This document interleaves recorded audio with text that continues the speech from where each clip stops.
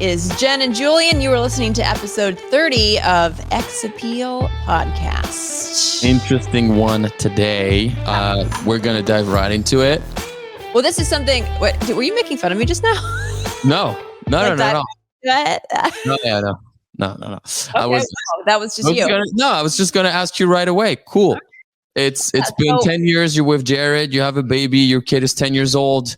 You guys are a little, the spark is gone. Would you ever even consider opening your relationship to being in an open relationship? I mean, sure. Yeah. If it means, yeah. I can't see me ever not loving Jared. So, yeah. I mean, if it's something that he would be open to as well, that's a really dicey conversation to enter into. Like, I don't think you're wired for this. Ooh, like, because what if I said, hey, Jared, would you ever want to be in an open relationship? And then he, throws my belongings out the window. Yeah. I mean, but do you believe that men and women are wired differently when it comes to that? Oof. Maybe not. And maybe it's a generational thing. I don't know. I mean, I don't think, because here's the thing, right? Like, when you get into a committed monogamous relationship, I'm sorry, but you'd be lying to yourself if you didn't miss, in some ways, that newness of it all. Like the newness of when you're first flirting with somebody or first talking to somebody online, like the butterflies and like the giddiness of it all. So maybe that is a way of exploring those feelings and seeing where they lead. And maybe that makes you happier overall in a couple. Yeah. But that's, I mean, you open it up to so many things. Like, what if you start to date somebody on the side and fall in love with that other person? Like, what do you do then? I mean, do you leave your long-term partner or the partner that, you're primarily in love with for somebody else? I don't know. I just feel like it's kind of a dangerous line. It is. It is. I'm assuming some of these, when you're in an open relationship, I'm assuming these fling that you have with other people must be somewhat short-lived, just to make sure that, I don't know if that could be a rule, but maybe it's 3-date max or something like that. Or maybe, I don't know, or maybe because you are with a partner, you never actually truly let yourself open up to that person that you're having fun with. There might be something happening with you because you have something at home, something good happening that you deeply love. So you don't let yourself. You just kind of live for the excitement of the new thing, and then eventually, when that excitement is gone, you just go back. I don't know, but I always wonder, because it seems like some girls say yes, some girls say no, but I always wonder if women are able to have straight up just unattached sex with somebody they don't care for, because I know for a fact guys can actively love a person and a girl, yet still be able to fuck someone else that they could not, like, they don't even know their names, and then they can have sex with them, and generally, as soon as they're done, just want to be back with the person they love. So I could see how an open relationship could work for men, because emotionally we're only bound to one person, and we're only having non-emotional, just like, I want to say, animalistic sex with somebody else for the novelty of it. And there's no chances of us like falling in love with anybody else. That would have to be a mutual thing, though. Like both people in the couple would have to follow the same rules.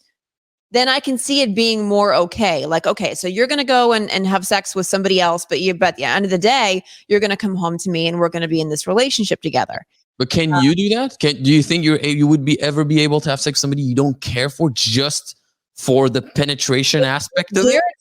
If Jared's doing it too, knowing that he's doing it, yes, I would be able to. Would you actually enjoy it?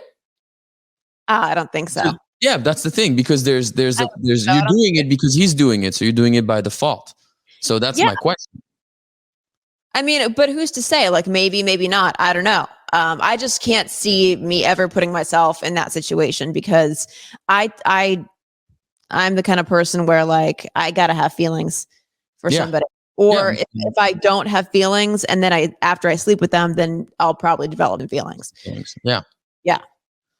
I don't know. It's Well, I will say this, all of our open relationship questions are about to be answered. Yeah. All right, so I was watching this series on one of the streaming services. I forget which one it was. It's called "There's No I in Threesome," and so it's about these two people who decide to try an open relationship in like the year leading up to them getting married. So they're engaged, and like for anybody who hasn't seen this series and wants to see it, earmuffs, but basically it backfired and the girl fell in love with another dude and left her fiance. So I was intrigued by just the whole idea of what it means to have an open relationship, and the ins and outs, like if there's ground rules and everything. So Julien, you and I had been like wanting to bring on a couple who are in a successful open relationship for a while. Yeah. Yeah. Fine. Yep, it is. Absolutely. But there are two people who have a podcast about it. Yes, it's called Gone Rogue. Yeah. A gorgeous, fit Aussie couple named Kate and Greg. And they're here right now. Thank you guys for coming on. Yeah, thank you for having us. Thanks for having us. Yeah. All right. So first question I have for you two is... Right into it, like she does right into... Okay, so question number one. You want a reporter, Jen. This is what we're getting. That's what we're getting. Tell me about yourselves. What do you want to know specifically? I just want to know maybe like what you guys do for a living, how you guys met, and how long you guys have been together. Yeah. Okay.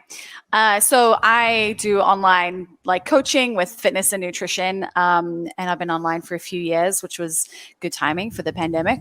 And then we actually met during the lockdown. So we met about a year and a half ago through Tinder. So it was just a nice little right swipe on Tinder when we were both living in Melbourne. So at that point, the lockdowns were no traveling beyond 5 kilometers. We had a curfew from 9 p.m. till 6 a.m. You also could only leave your house for 4 reasons. And we'd matched on Tinder. So one of them was not for Tinder matches, just to be clear. Our first date was a Zoom date. We had a Zoom date I think it was the day after we matched on Tinder. We'd sort of been chatting and it was like, hey, like let's have a wine and just catch up on Zoom. And yeah, we just kind of had hit it off in terms of conversation. Like there was just a really nice connection from the beginning. And then we had another Zoom date. We kind of ended up talking and messaging and calling each other for a week. And then the one loophole in all of the lockdown rules that we had was that you were allowed to travel beyond your 5Ks to see an intimate partner. So the first time we met, I was like, hey, listen, Greg, we got to have this talk now because you have to be my intimate partner.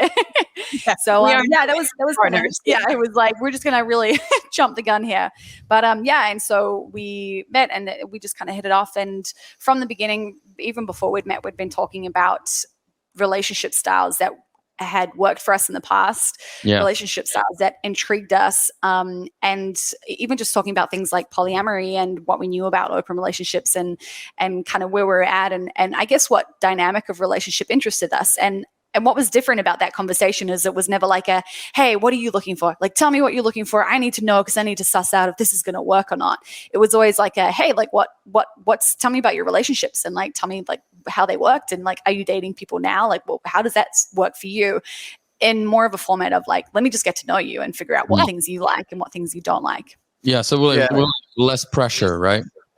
Yeah. It was like, it's, you can find out so much information about people in terms of just learning about them rather than in terms of learning about them as they affect your life. I think when people are dating or meeting new people, it's like, I need to find out these things according to what I need to know about them based on where I'm at and what I'm looking for and what I'm interested in. It's like, okay, take yourself out of the equation. Can you get to know someone just as they are on their own without you in the formula? And so, you can have conversations about like people's past relationships, what they're looking for, what they want in their life, like all those things without implicating it with, well, where do I fit in? In your first episode of Gone Rogue, I think, Greg, you talked about already having experience in open relationships, but always you being the third one, right, in an already open couple. And, UK talked about your previous relationship not working out well and trying to take a deeper look as to why, right? And that would kind of made you guys open to trying this out. Am I correct? Yeah, definitely for me. I think in the past, definitely questioned monogamy and just, I suppose looking at all of those aspects of my life and different things you do and sort of questioning them. It's sort of in my nature to do that. And monogamy was one of those things. I didn't have many, I think, successful models of monogamy around me. So I was sort of looking at it going, wait, like these things keep failing. I keep seeing them not working. Why is that? And what are the alternatives? And yeah, you're right, Julien. I did go out and I started to meet some couples and made friends with people that were in those relationships and had some experiences where I dated people that were in open relationships and things like that. So I remember my first time I met a couple that were open, I came away from that going, there's no way I could ever do that, but I think I could learn a lot about communication from them. I spent so much of the night that we hung out asking them about how things work with them, and basically the same kind of things that you're asking about is how did this happen, and how does it work, and what are your rules, and what are the challenges about it. So yeah, definitely came away from that first experience really curious and feeling like I could learn a lot, and that sort of sent me on a bit of a path of trying to figure it out. All right, so you kind of talked a little bit about ground rules. What is that something that you guys have as a couple?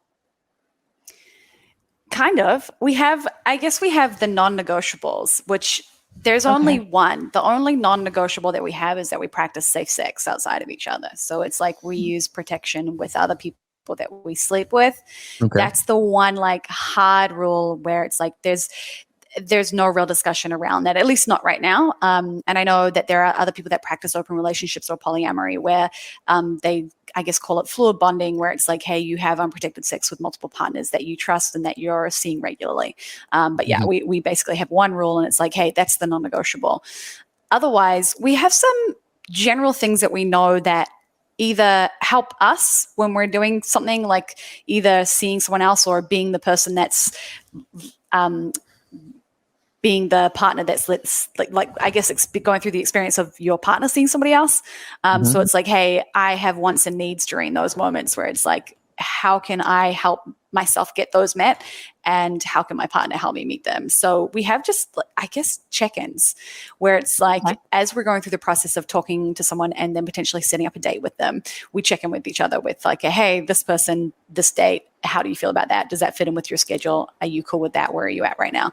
And then we'll typically before a date have a catch up or a check-in. And then after a date, we'll have a catch up or a check-in. So it's essentially like, hey, let's make sure that we set aside time to just have a conversation and have an opportunity to communicate any fears, any feelings, anything that's going on, positive or negative. So we essentially create at least 3 points of contact through seeing someone.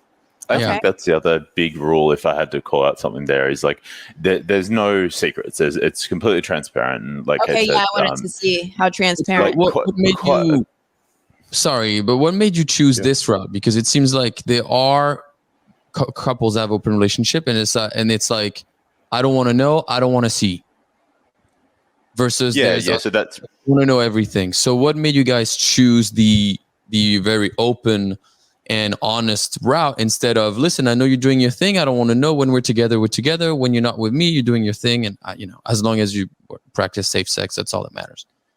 Yeah, so that's generally referred to as don't ask, don't tell. And I think that's, for me, obviously, I think in a lot of those scenarios, there is one partner that's really uncomfortable with the scenario in some of those. So there's, I think, don't ask, don't tell relationships where there's been a negotiation where someone has said, hey, I want to explore non-monogamy, and sometimes one partner doesn't want to. And they, as you say, they say, well, look, go and do what you need to do, but I just don't want to know about it. And for me, I think that's taking a growth mindset to relationships and how I live my life and to relationships. I actually want to feel those uncomfortable feelings. I want to know, hey, like, or to be able to communicate to Kate when I'm scared or when there's fears coming up and saying, hey, like that, when you saw someone the other night, that made me feel this, and then we can talk about it. I think that for the long term of a relationship, it's some of the big advantages that I feel like I've gotten from this is actually those conversations. Yeah. It's something I've said to Kate quite often is I think coming into this, or maybe my perspective before we were together, was that being open would be a much more self-serving act. And it's like, oh, I'm doing this, to go and just be able to do this thing for myself. Mm-hmm. But what I've found through the experience is so much of it has actually, I think, gotten me closer and stronger to Kate. And our relationship, I think it's fed in and built up so much of us and built, a lot of connection and conversation that I think is super valuable.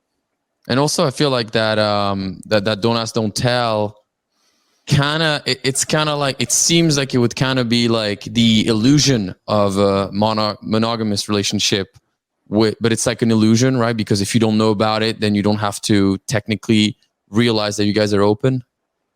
Yeah, I think it feels like you're avoiding it, or you're avoiding denying it. it's happening. Yeah. And I think it's essentially, and look, I think that there are some people that's just what works for them. And I'm not going to say that there's a better version or a worse version of practicing open relationships.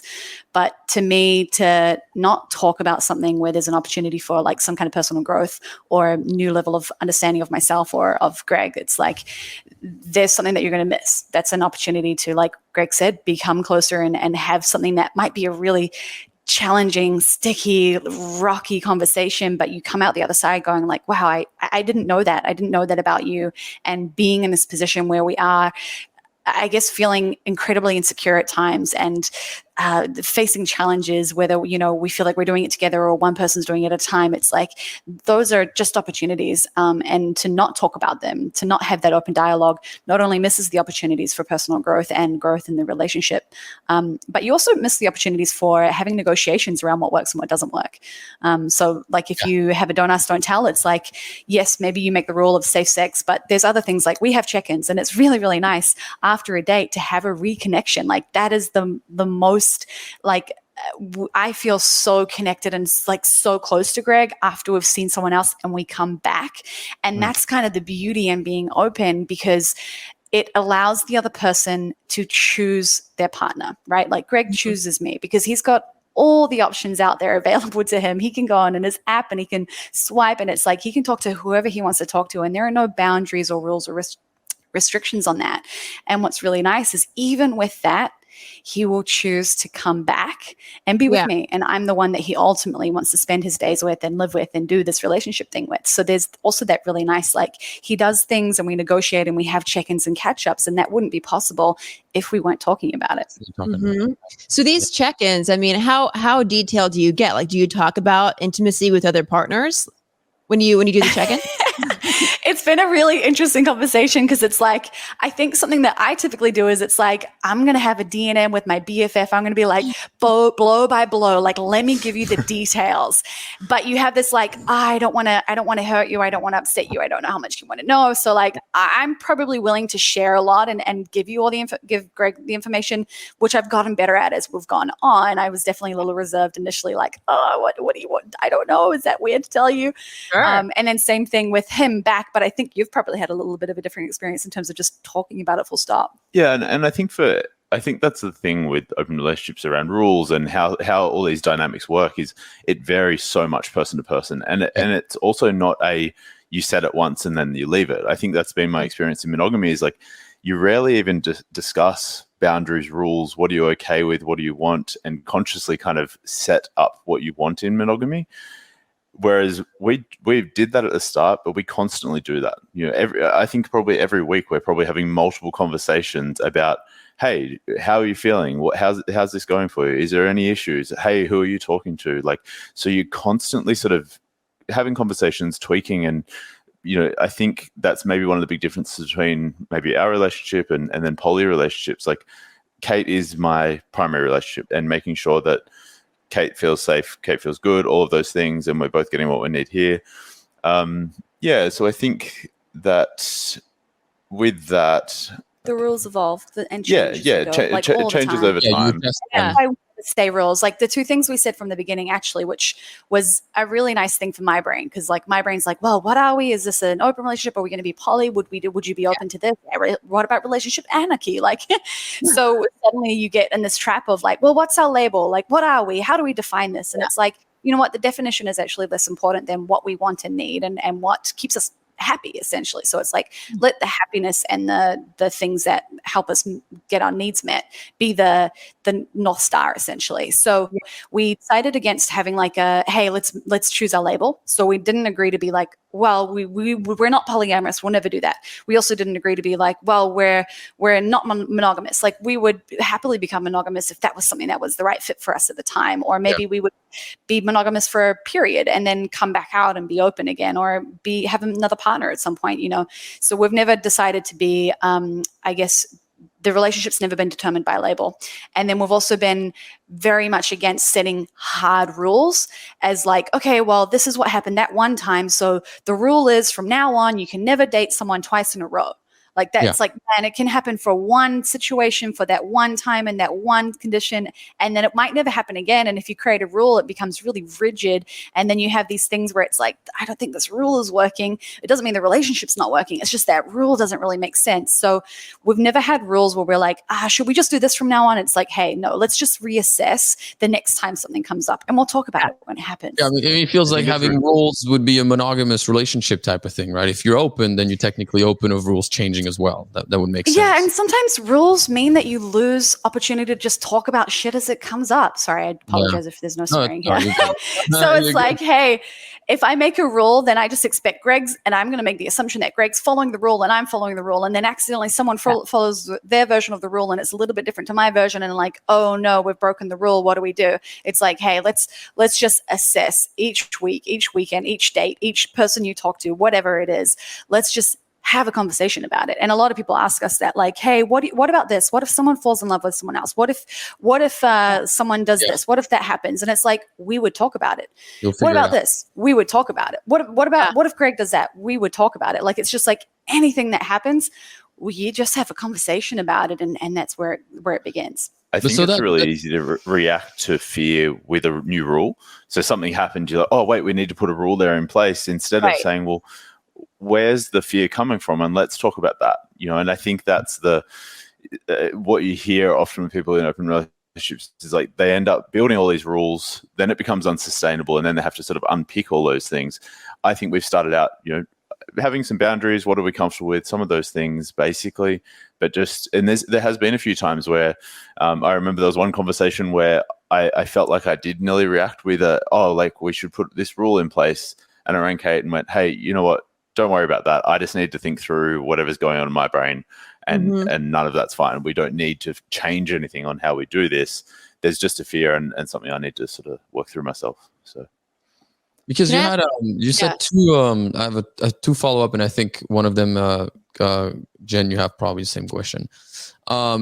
Kate, earlier you said that it's like you're not sure how much to share about your date because you don't know, you don't want to hurt him too much. But in the podcast, I think, Greg, you said, fuck your feelings. You need the truth. Exactly. Yeah. It sounds like something you would say. But like, how do you deal with being hurt? If you're doing check-ins constantly and you're ultimately getting hurt a little bit every time you know that your partner, this person you love, is also experiencing something else with somebody else, how do you deal with so much hurt? And how does that not turn you bitter in the relationship? I want to introduce you to a term. It's one of my favorite words in the English dictionary. I don't even, actually, it might not even be in the dictionary. The word is compersion. And what it essentially means, and I think that there's a couple, like the definition's morphed a little bit. I think it actually might have originally come about from other people watching their partner with someone else, but now it's that you get joy from your partner's joy, or you gain happiness from your partner's happiness. Okay. So in a relationship, the way that I view it is that, one, love is not finite. So Greg can have multiple friends, multiple people that he's talking to, multiple women that he goes on dates with, multiple whoever. And it doesn't mean that I get less. He loves me just as much. Like this, it doesn't mean that, like, in order for him to go and talk to someone else, I lose something. If he is attracted to somebody else, it doesn't mean he's less attracted to me. It's the analogy we often talk about is like, you can have multiple best friends. You don't like one best friend less because you got new best friends. It's like you can have multiple of those. So I think that's one thing.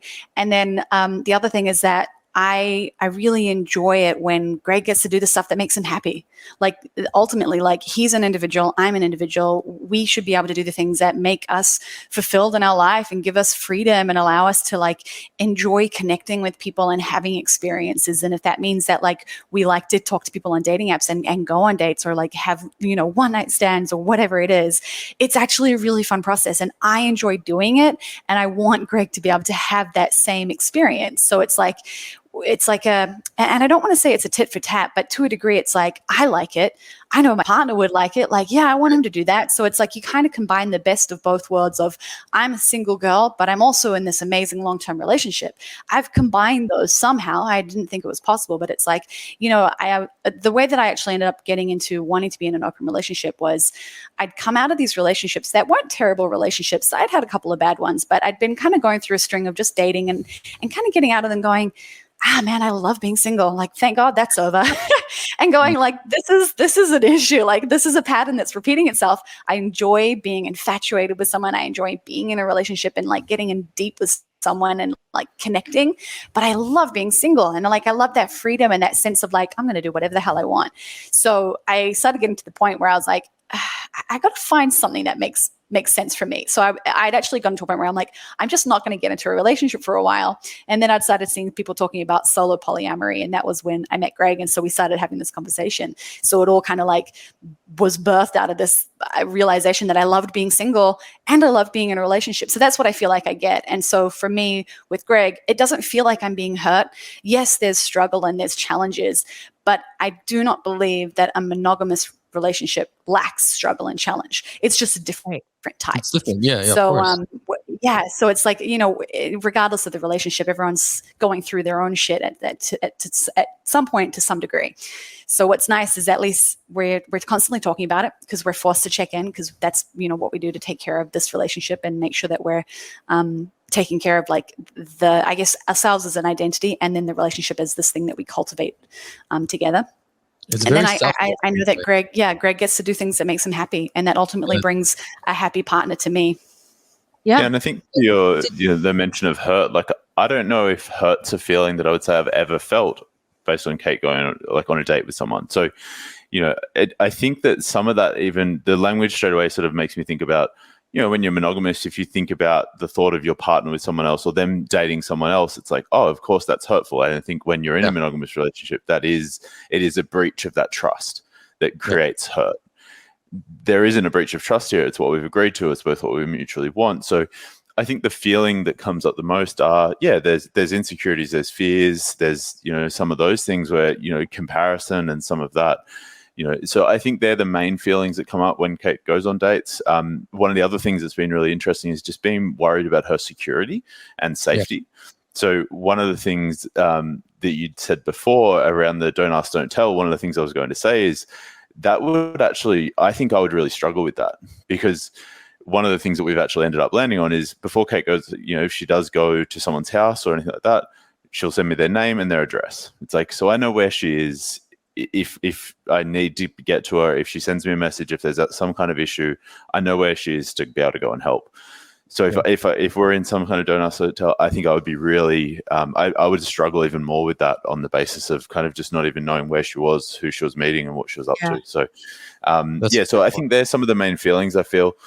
I think for some people, they do get pleasure, joy out of actually the thought or the idea of their partner sleeping with someone else, seeing someone else. For me, it's not that. I get, as Kate said, sort of that joy of her joy. If she's happy, if she's had a great date, that's cool. Like I'm happy for her that she's done that. So the details as much of like blow by blow, hey, what happened? They're not something that really like, it's like, oh, I want to hear like all the really raunchy details. Like I'm okay with it, but it's not something I really need to or really want to know. So I'm less concerned about that, but it's more like, hey, did you have a good time? Was it interesting? Were they cool? Like, some of those things. I less feed off those details as far as like what the person was like versus probably more so like what Kate's experience was. Got it. Have either of you met each other's dates? Yeah, well, Both of us. both of us, we CrossFit, and so the CrossFit community is like pretty well connected in Australia. So we've been at either like I've trained at Greg's gym and met like some of the people that he's hung out with. He's come to competitions and met some of the people that I've hung out with, and like even one of the girls that I met that Greg had seen, like I've met her several times now, and it's like, you know, like we chat and hang out a little bit, and it's fine. Like it's almost nice. Like I think for me at least, my experience and Greg seeing other people is I'm like, man, just show me everything, like just like throw it on me. I just need to like see it to deal with it. And I almost feel better when it's like, oh, it's this human, it's this person, they're actually quite nice, I'd probably be friends with them. Like if Greg wants to hang out with them, I probably want to hang out with them. So the reality is always a much nicer experience than what I've conjured up in my imagination. You know, I'm thinking like, oh God, it's going to be like Kendall Jenner, and like just, you know, I'm just not going to be able to, you know, deal with that. But yeah, the reality is always like, oh, they're a really nice person, and it's just another human being, and it's like we can all hang out. You know, I think we're actually quite good at that as humans, like, you know, making connections with people. It's just that in our brains, it's like, oh, well, it's someone that he did that with, or someone that I know from this. And it's like, we create these ideas that something should be wrong with that. But it's like, no, you know, I like one of the things that always struck me with talking about being open is people always ask us about, well, what about when you have kids? What are you going to do then? And one of the best arguments I've heard for that is there are so many kids with multiple parents. And yes, maybe they're not practicing polyamory or open relationships, but I had 2 moms because my parents divorced and then my dad got remarried. And not only that, I kind of had a third mom because my dad's previous wife from his previous marriage used to hang out with us all the time. So it's like I kind of had these rotating, revolving parent figures or people that were in close relationships to me as a kid and growing up and even now. So it's like I think the idea that we can't deal with that as humans is just a bit of a myth, you know, a bit of a misconception. Yeah. There's all kinds of different family structures. There is a traditional family structure anymore. I mean, you have gay dads, lesbian moms. It's a no thing anymore. So not a big deal. Have you ever, this might be a cringy question, have you ever brought one of your dates home for the two of you? Yeah, we definitely have. We just moved in together like just less than a month ago, and it was like within like I think it was like the first or second weekend, which is fun because it's like, hey, like are you down for this? And he's like, I'm down. Are you down? I'm like, yes, let's do this. Now, I was going to actually, that was one of my questions. If you're moving in together and do you have, and I guess you don't have a rule, but are you allowed, if you're not sleeping with them together, are you allowed to bring the partner to your home, or is your home a little bit more of a sacred place that it's only for just you two? That's definitely been something that before we moved in that we talked about will be one of the big shifts for us and recent changes. So at the moment, and like we said before, these things will shift and change over time, I'm sure. But at the moment, we've decided to sort of reserve our house as our space and where we will, you know, just keep it for ourselves. Or if we do have someone that we meet together. So at the moment, it's something that we've said, look, we'll generally keep our dates elsewhere. But at the same time, we've sort of said, look, that might not actually be a practical thing. You know, I have a feeling that it will be that will be more of a challenge for me than what it will be for Kate. My experience always dating as a single male is that typically girls would come to my house. You know, a lot of the time, and some of the girls I've even talked to in the last few weeks, it's like they're living with friends, they're living at parents' houses, they're living like some of those things where that's just a much harder thing to do. And I'm sure there's probably guys in the same situations, but that's been one of the things I think will be maybe more of a challenge for me is that, just some of those living situations. So you're gonna rent a studio, basically a little bachelor pad. Yeah. Or just going back to having sex in the car like I used to when I was 16. in the garage. Just area there. And now what about then your dates then? How do they, because I'm assuming when you are matching with somebody, you are upfront about you already having a partner, being in an open relationship with that. Does it automatically kind of shut down the idea of them possibly being serious with you? Because I'm assuming, like, how does that work? So that's something we spoke about when we first met as well, was, you know, is this something that we put on our dating profiles? Is it something you wait until you match with someone and then you tell? There is definitely people that just don't tell people or wait until they, meet with them and then tell them. I morally couldn't do that, so I went with it's on all of my dating profiles. So any dating profile I have, it says I have a partner, I'm in a happy, ethically non-monogamous relationship. So that's and I've got a photo of me and Kate on each of my dating profiles. Okay. So completely transparent, and then I suppose then people have the opportunity to opt in or opt out from the start. The challenge I found with that is a lot of people swipe without actually reading profiles is something I'm discovering. So quite often now, as soon as once I match with someone, pretty quickly I'll try and at least mention, if someone's like, hey, what have you been doing in your weekend? I'll make sure I say, oh, me and my partner did this. So that filters out a lot of people again. Or if I don't have that conversation, I'll say, hey, I just want to make sure you read my profile. So just to make sure anyone I'm talking to is opting in and it's filtering people out and not wasting my time or theirs. So I end up having quite a lot of interesting conversations with people, even if they're not interested. I said to Kate a while ago, I think I'm figuring out that 99% of being non-monogamous is educating people on dating apps about non-monogamy, because I end up just having these like long conversations with people, just explaining and answering their questions, and then they're like, cool, it's not for me, thanks anyway. But I would rather do that and actually try and help people understand if they're curious and interested. So, but what if you don't meet somebody through the apps? Like, what if you meet somebody, say, at like a restaurant or a bar or wherever you're out in public? Like, how do you address that? How do you bring that up? And what's their response? Well, we have been in lockdowns for almost 2 years in Australia. So the opportunities to meet people at bars and cafes, bars and restaurants has been definitely reduced. But I actually, some of the people I have met, so I actually haven't met that many people off dating apps. It's probably been a bit of a 50-50 split that some of them have been through other social circles, through the gym, some of those things. But the person at the gym, they already knew who Kate was through her Instagram profile. So but I'll still tell people, people, if they see if in those cases they added my Instagram, they can see I've got a partner. I found that some of the people that I have to explain to like that are people that are old friends or people I've seen years ago or whatever like that. And then we get chatting and they're like, oh, hey, don't you have a girlfriend? I'm like, oh yeah, we do, but we're in an open relationship. So same thing, just as early as I can, really just letting people know, if I feel like it's a flirty thing or anything like that, just letting them know that I've got a partner. We've been pretty public about it. So if anybody in the CrossFit community knows us, they know that we're open. So it's like, funnily enough, it's kind of something that some people are really attracted to. It's like, oh, cool. Like, I like these people. I know them. I can get to know, like, get chatting to them. And I know exactly how, like, they have their thing and I'm not looking for a relationship. So love it. This is great for me. But that's most of the... That was actually my question. The additional partner, right, that wants to date one of you, do you feel that by them knowing that you already have a solid partner, right, do you feel like they're coming to your life with no actual desire to be, for lack of a better word, serious with you? I don't know if I'm saying that right, because like, you're already taken, so we're just gonna have fun. There's no real, like, do you feel like they want to go deeper with you, knowing that you guys are technically already emotionally taken? Yeah, I get a lot of fuckboys. Greg filters people out more, like in terms of women.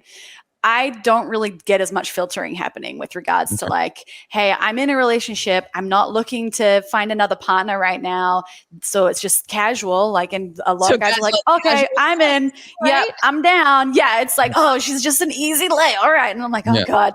So I've actually probably had a more difficult time in dating because I just end up with guys that are like, they don't really care. Like they're, and perhaps that's what you're saying, Julien, is like, they are not invested. So I've been stood up more being in an open relationship than I ever was prior to this. And I'm like, man, what's going on? Is it a threat? Is it scary? Like, do they I just don't think they care because they're not invested to that degree. And I typically like to meet someone before I go and hang out with them for like an evening hangout.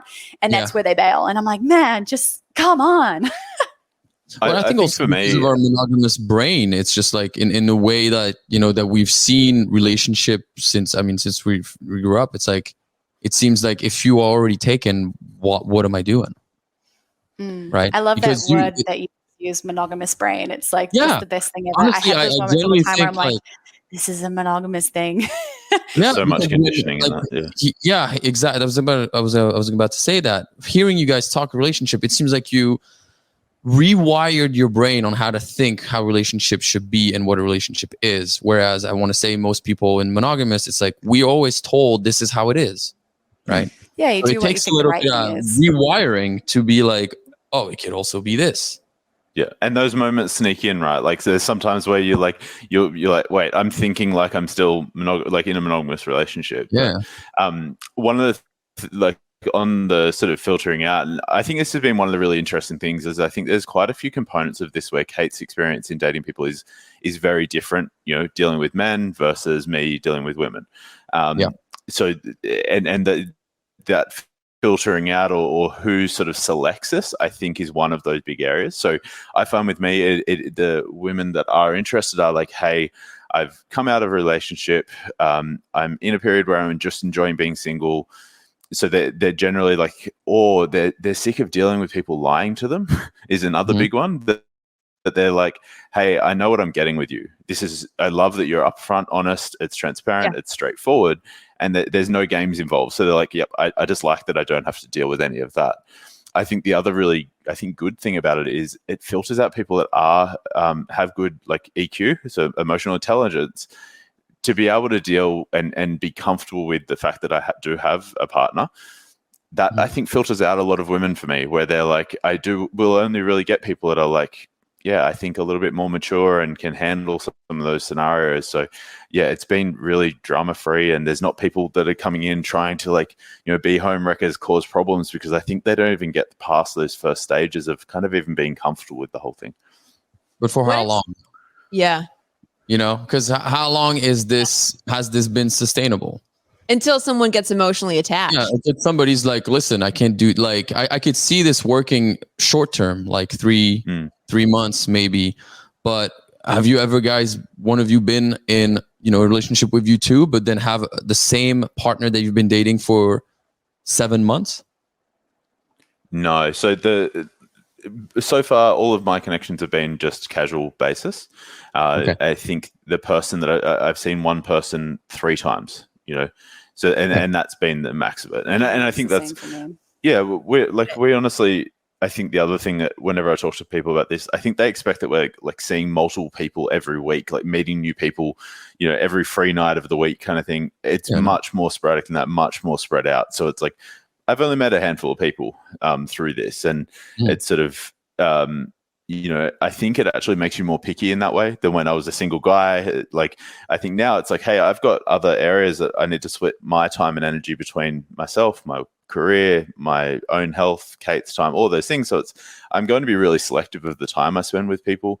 So I think you do, sort of spend the time with people like that. And I think often you also will find people that are still dating, if they are looking for a relationship, at the same time they're like, hey, I am looking for a relationship, but I'm happy to hang out with you in the meantime. And they'll be honest about that they are still dating other people, looking for something more serious than what I can offer. Yeah, so I think, you we're two pretty are clear. you two are, and we're pretty clear on what our solid needs are. Good. Yeah, it's like I'm not looking to meet people to get into a relationship. So it's like it's very different when you're talking to someone that you're looking for a casual connection with versus someone that I'm like, I might want to date someone and maybe see where this thing goes. So it's like that from the beginning is different. And then because the other person is very clear on what we're doing and where we're at, they also direct their intentions elsewhere if that's what they're looking for. So it requires that degree of like, hey, this is our situation. This is what we're looking for. This is the way that this works. And like my partner knows everything. And what happens is the needs that I tend to look for to be filled with talking to other people and dating other people is often that like exciting chase and that fun flirting and like getting to know someone. And it's like, it's all interesting. And like, it's that initial phase, I guess, of like swiping someone online or meeting someone in person. And like, it's just flirting. You're kind of figuring it out. And then you have some fun. And it's like, a lot of that kind of is what I enjoy about it. And it's like these new little connections that you make. I'm not looking for stuff to go beyond that. So I don't want to say that, either of us totally write off the possibility of catching feelings for someone else or emotions becoming, evolving to a deeper level. But I think one, it takes a lot to get there. Like both of us don't typically, at least for myself, like I don't fall in love that easily. Like there's a lot of phases that I have to go through. I can fall in love and I can fall hard, but it doesn't happen overnight. Like there's stuff that has to go. There's multiple steps you go through. So I don't think we actually take enough steps to kind of even quite get to that point. Like you don't quite get to that tipping point because the needs that I'm looking to be met are not those same needs. And the other person that is on the outside of our little partnership or our relationship, they're also not going to get those needs for themselves met. So like if someone's looking to fall in love, maybe it could happen accidentally. Oops, like my bad. I just spent all this time with you and I fell in love with you. But like Greg was saying, we don't have that much time to spend with people. So I guess the time and energy commitment and the communication and the letting it build up, we almost don't have the ability to do that when we're in a relationship together. So yeah, we haven't had that I guess scare. We haven't had that happen yet, and not to say that it wouldn't, but I think we've often talked about it. Like, would we fall in love with someone? Like, would we catch feelings for somebody else? What if they caught feelings for us? Like, we've always discussed the possibility of it, but there's been no one that I've met yet that I've been like, oh man, Greg's in trouble. Like this guy, there's just been, and sometimes that's the nice thing, right? Like when you've met someone that you really love and you've built this connection with and you have all these amazing conversations with and you've kind of gone through this growth with, I meet other people and I'm like, oh God, Greg's amazing. Like, man, I'm so damn lucky. Yeah. I think in like monogamous relationships, there's often this idea of like, oh, maybe the grass is greener and there's that temptation. And that's what's exciting about non-monogamy. It's like, hey, like I get to climb over the fence and check out that grass on the other side and have a little look. But it's like, man, when those rules and the boundaries and the fence is not even there, it's like, it's not as exciting. Like you just suddenly get this appreciation for what you've got. So you skip that step, right? Of like, that looks interesting. Maybe I'll go and have a little try of that. It's like, you know what? I can, and I will, and I did. And fuck, I love what I've got. Yeah. What if you meet somebody, and I'll just ask you a what if scenario. What if you meet somebody who wants to be in a relationship with both of you? So would you become, a couple to a throuple is what I'm saying. I think it would be a matter of like, hey, do we have the time to put into it? Like, again, like what Greg said, we often talk about, okay, the things that are important is taking care of ourselves, taking care of our fitness and health, taking care of our work, and taking care of our relationship. So if we add a new relationship onto that, then one of those other pillars has to have something deducted from it in order to make that thing happen. So it's like, I don't know if we've quite got the ability to do that, or at least I don't feel like I necessarily do. Maybe it would be like a casual thing. So it's never like a no answer, but it's like what's the reality of it? Like and this might be me having like to a degree, a judgment of polyamory. I'm like, man, I don't know how, like that's so full on. It's so intense. Yeah. So thinking about having another person that you're in a relationship with, I'm like, I'm heavily emotionally invested in Greg and our life and our relationship.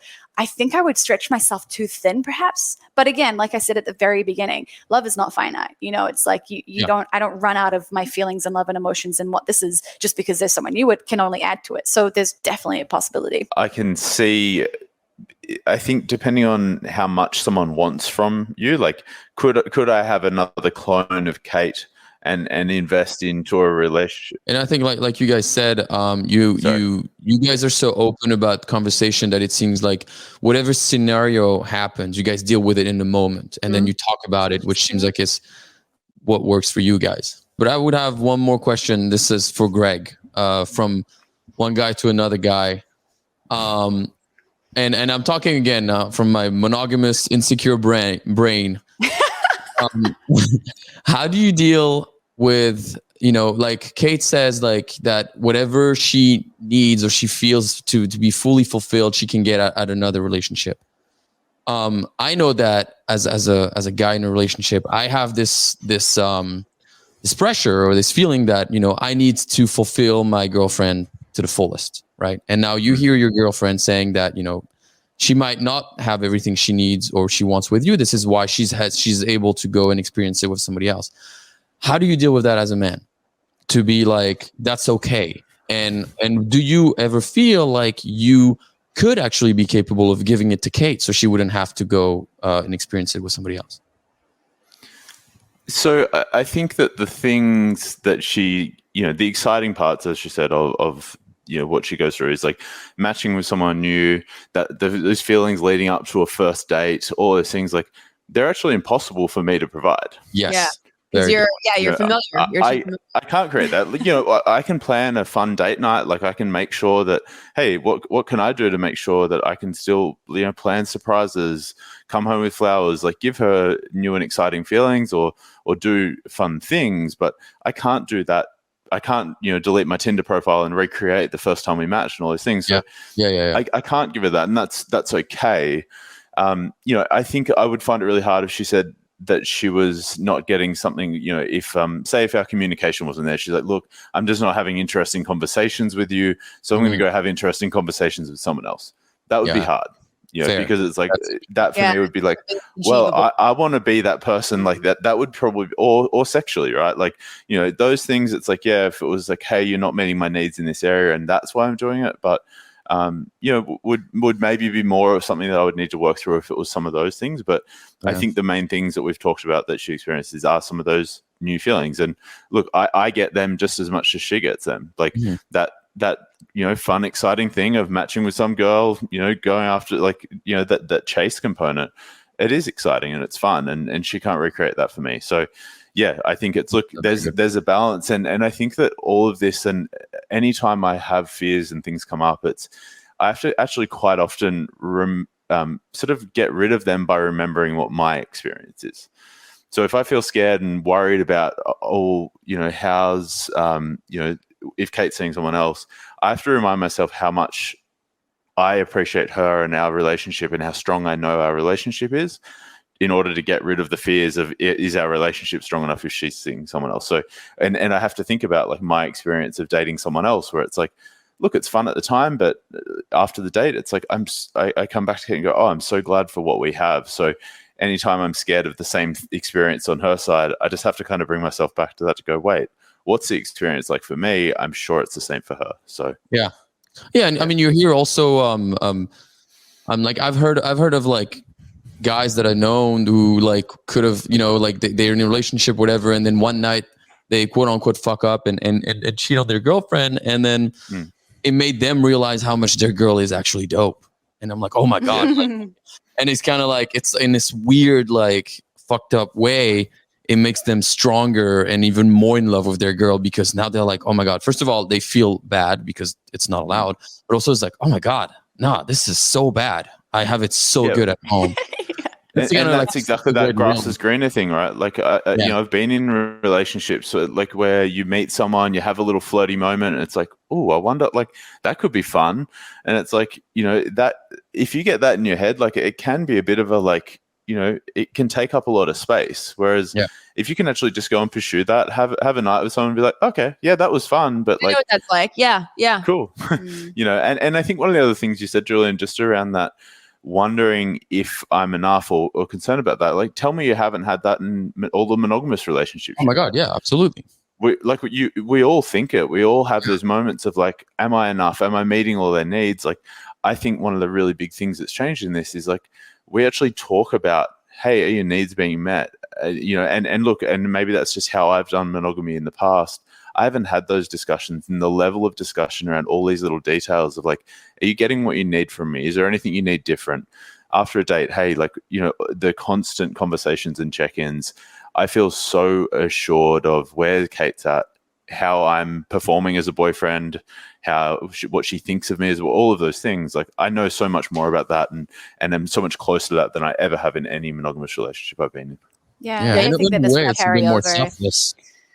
Yeah, I think, a lot of people are like, oh, well, will you ever become monogamous? Or like, I think actually one of your questions was, would it work if it were monogamous? And I think the best way for me to think about it is, if I were to go into another relationship right now and we decided that we were going to be monogamous, apart from the fact that I wouldn't be on dating apps or, potentially flirting with other people or whatever, hopefully all the conversations and all the things that we do in this relationship, I could replicate, because the way that we ask each other about what we need or want, or, hey, is there a fear around that? Is there an insecurity, or is there something that popped into your brain that like you're a little bit worried about? Or, you know, for example, living with each other, it's like, if anything bad comes up for me at the moment, I'm like, oh my God, it's because we're living together, and like, oh God, this is just terrible. I'm so worried about it. It's like, it just comes up, and it's like being able to be like, hey, this keeps coming up for me, and I just need you to just know that this is what's going on in my brain.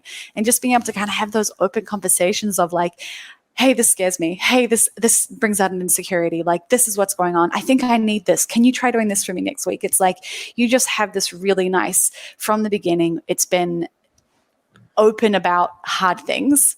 And I think regardless of your relationship style, if you can incorporate that just makes for such a nice environment for two humans to you know, cultivate that beautiful relationship.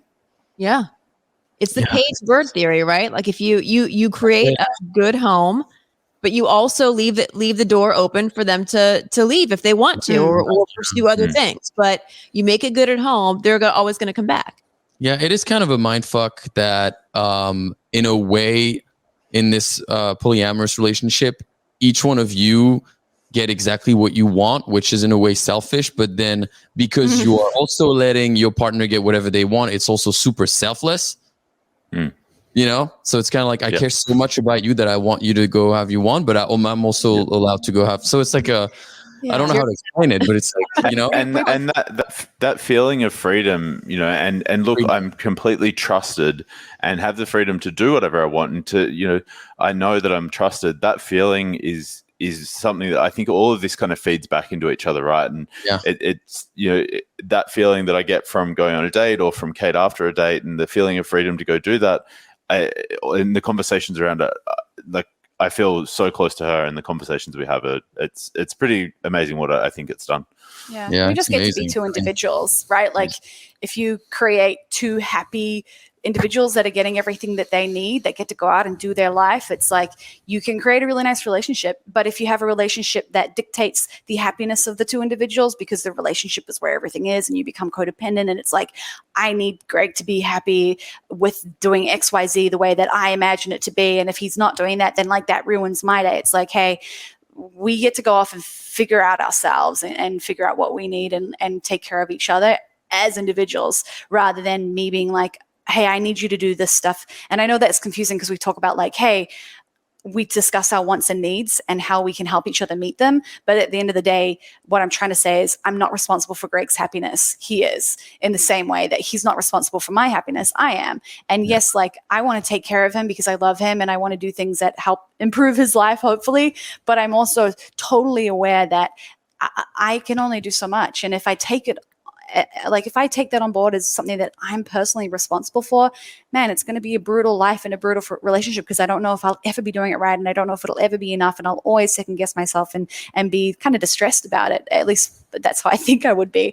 Yeah. So when I know that, hey, he's responsible for that, and I'm responsible for that, and we just meet together to take care of this relationship thing that we get to just look after and enjoy and like indulge in, that's perfect. Wow. I know. I feel like you guys have answered literally every question I have about open I know, yeah. and you seem to have figured out. Like, it's good to see two people who are in such a healthy, successful situation, and you guys are both, you know, filling your buckets like every day. So especially when you see how like a lot of today's relationship don't last. Yeah. You know, a lot of marriage it's like it gets to me question. I get to question sometimes, like, you know, when I'm smoking a little bit of weed, I'm like, are we doing relationship right? It's so true. It's so true. What's the alternative? And then I'm like, I also like having this one person that I don't share with anyone, but like, how come a lot of people get divorced? How come a lot of couples cheat on each other after 5 years, 10 years? And it's like, how do we remedy that? So it's definitely an interesting seed, like, to actually like to plant and to kind of like think. We've had so many moments of being like, should we just be monogamous? Like, I'm really into you. Yeah. Are you also really into me? And we're like, yeah.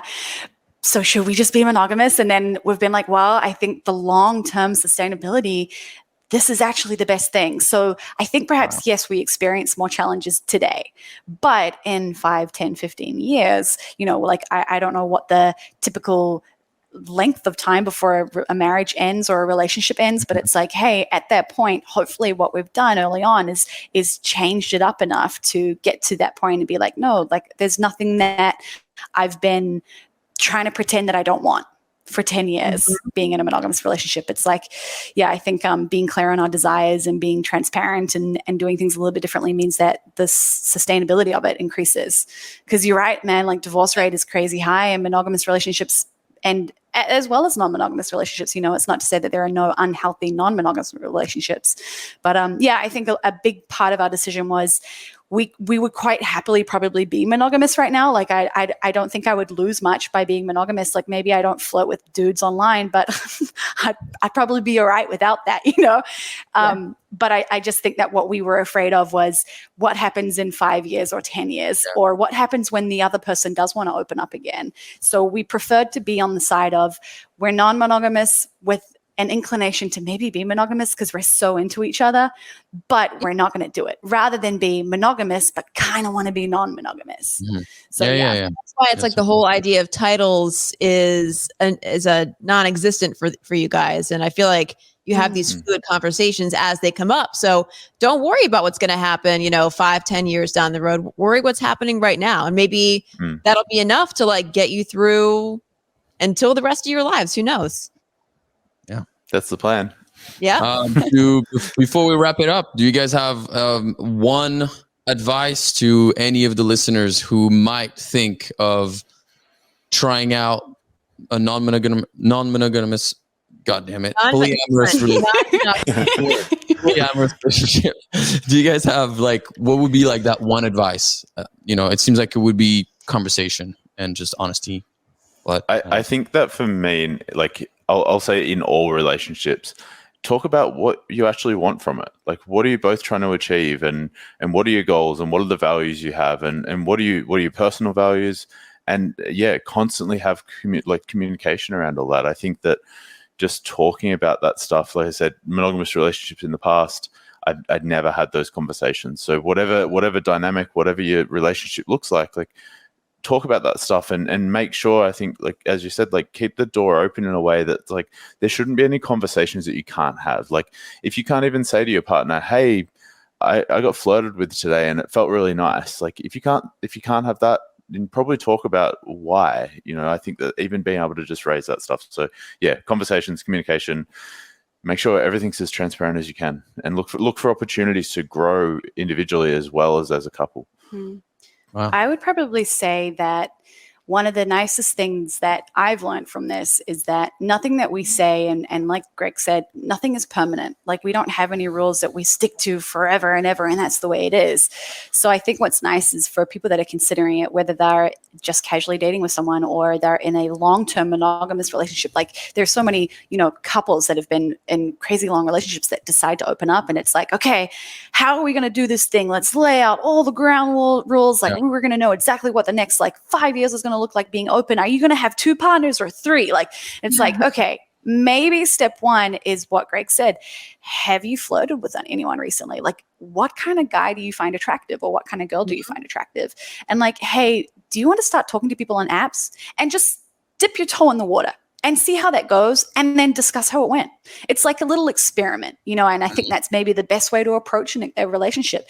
Treat it like an experiment. Hey, like I'm gonna chat to someone online, and I'm gonna let Greg know how it went, and like, how was that? Have you done that? Cool, you did it, you liked it, and we still like each other. All right, this is a success. Like next experiment moving forward, and you can just do the little things. I think perhaps people try to dive in the deep end a little bit with like, okay, we're going to be open. I'm going to go and hook up with as many people as I can, and it's like, well, maybe just like, I don't know, talk on the phone with someone, or like just discuss like what you're attracted to or something, or maybe someone you've thought about it, and when you've been fantasizing, like there's so many little things that can lead you up to the big things. So dip your toe in the water, and then know that nothing is permanent. It's like you might try one thing and you might not like it, so you might change your direction, adjust the sails. So just little bits at a time, and check in with each other and treat it like a little experiment. Yeah, approach it with curiosity. Yeah. Absolutely. Wow. Well, thank you guys so much for Yeah, coming on. you. That was very Yeah. interesting, and I And learned a lot. where can we follow your podcast, and where can we follow each of you on social? So I'm on Instagram. It is CF Kate. And then our podcast has gone rogue. So you can just find that on any of the platforms. We mostly talk about relationships and sex and things on the podcast.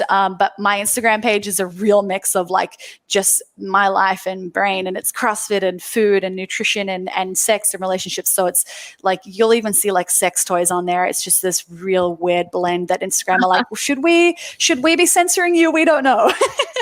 And I have less of a public profile. I have a corporate kind of work, and I'm still trying to figure out where the line for me on how much I talk about this super publicly or not. So find Kate, you'll find me through that.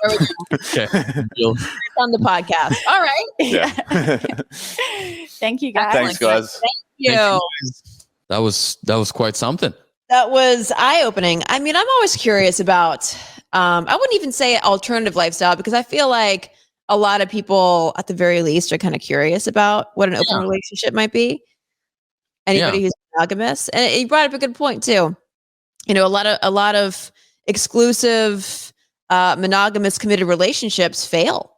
So this might be an alternative to explore for all you couples out there who might be wanting something more. But I also think there's a way of approaching it. So yeah, maybe approach with curiosity and experimentation and see how it goes. Yeah, but you know, like for example, when he said that, like,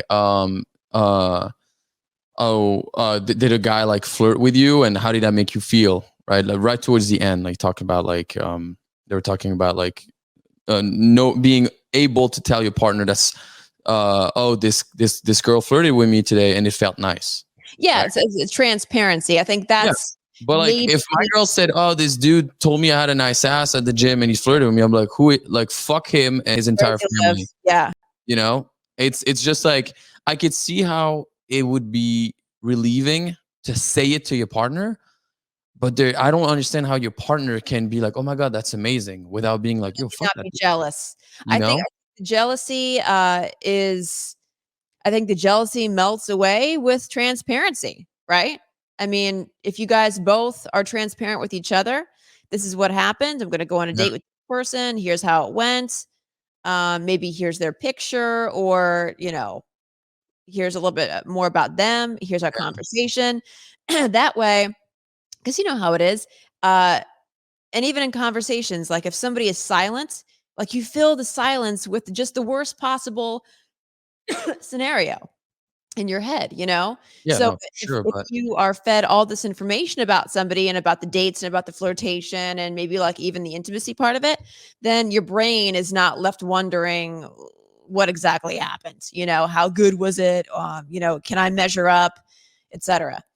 I mean, listen, yeah, I don't necessarily like strive for this. I think I'm gonna have to sleep on this, but like with everything that they told us, because it's so interesting. But I'm able to mentally understand how that sensation of freedom that you have to go do this if you want to, and not wondering, like knowing that, oh, what would it feel to go out with this person, and doing it and then realize, okay, no, that was cool, but I prefer my current partner. I definitely understand how this can actually make your feelings toward that main person stronger. I just don't. It's just like I think it really takes some new wiring. Over, like, for example, like if Jared were to go and sleep with another woman, I could not get that visual out of my head, even if I knew like detail for detail what happened. It's just imagining it. Like I don't think that I could ever get over that. But that's why open relationships aren't for everybody. Yeah, because I don't think I don't want to even think about my girlfriend being intimate with somebody else. I mean, you know, like Jared has a hard time imagining me with other dudes, even in the past. Yeah, You know, he has a past, but I mean, you know, it's just not something that you want to imagine when you're in love with somebody.